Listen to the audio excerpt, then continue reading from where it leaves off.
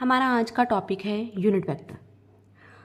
तो हमने to type की क्वांटिटीज़ पढ़ी हुई हैं, ठीक है। एक होती है हमारे पास स्केलर क्वांटिटी और एक होती है vector quantity.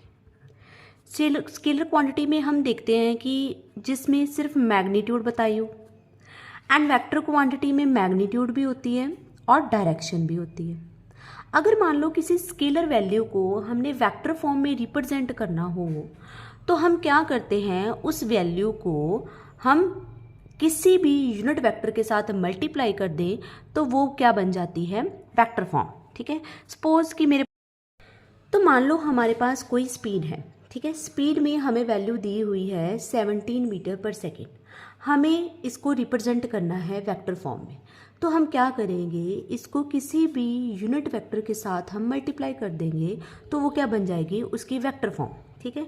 So vector form, unit vector का मीनिंग क्या है, unit means unity, unity means one.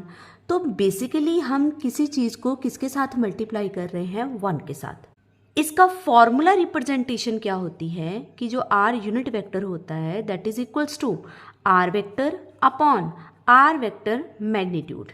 Means कि हमने तो वैल्यू को मल्टीप्लाई कर दिया वन के साथ। अब किसी भी टर्म को वन के साथ मल्टीप्लाई करो तो उसमें कोई ज़्यादा चेंजेस नहीं आते, जो वैल्यू होती है एज इट इज ही रहती है। बट फॉर्मुलेशन फॉर्म में इसको हमने वेक्टर फॉर्म में रिप्रेजेंट करना है तो यूनिट वेक्टर किसके इक्वल होता है, R vector upon R vector magnitude, ठीक है। तो यहाँ पर आप जब वैल्यूज़ की सब्स्टिट्यूट करोगे तो ये क्या बन जाएगी, स्पीड की वेक्टर फॉर्म, ठीक है। सो अब क्वेश्चन आता है कि ये आर वेक्टर की मैग्नीट्यूड हम कैसे फाइंड करें। ये क्या है, यूनिट वेक्टर। और यूनिट वेक्टर का वैसे बेसिक मीनिंग क्या है, यूनिटी, यूनिटी मीन्स वन। तो यहाँ पर हमारे पास जो इसकी मैग्नीट्यूड फाइंड करने का जो फॉर्मूला है हमारे पास क्या बन जाए, that is coefficient of, say we have R vector that is equals to X I cap plus Y J cap plus Z K cap, then the formula of r magnitude that is equals to under root of r, then unit vector become that is equals to x I cap plus y j cap plus z k cap and over under root of x square plus y square plus z square। तो इस formulation से आप किसी भी magnitude value को अगर vector form में हमने कन्वर्ट करना हो तो इस फैक्टर के साथ हम मल्टीप्लाई करके उसको वेक्टर फॉर्म बना सकते हो।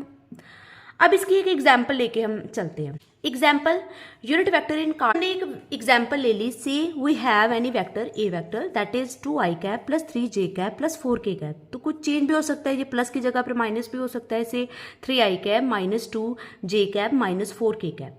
तो हमने फाइंड करना है इसकी यूनिट वेक्टर फॉर्म, ठीक है। तो यूनिट वेक्टर जो ए कैप है that is equals to A vector upon A vector mod, ये आना चाहिए, ठीक है। सो ए वेक्टर तो हमें गिवन ही है, ठीक है। ए वेक्टर हमें गिवन है, हमने क्या फाइंड करना है, ए वेक्टर मोड। तो ए वेक्टर मोड जब हम फाइंड करेंगे हमारे पास क्या रिजल्ट आएगा, coefficient of I cap square plus coefficient of J cap square plus coefficient of K cap square and under root, ठीक है। जब आप इसको सॉल्व करेंगे तो ये आ जाएगा 4 plus 9 plus 16 and overall this is 29। तो अंडर रूट में आपका रिजल्ट आ गया 29, ठीक है। तो ये आपकी यूनिट वेक्टर फॉर्म हमारे पास क्या बन गई, that is equals to 1 upon under root 29 that is 2 I cap plus 3 J cap plus 4 K cap. तो ये आ गया उसका यूनिट वेक्टर, ठीक है। तो unit vector represented as R vector upon R vector magnitude.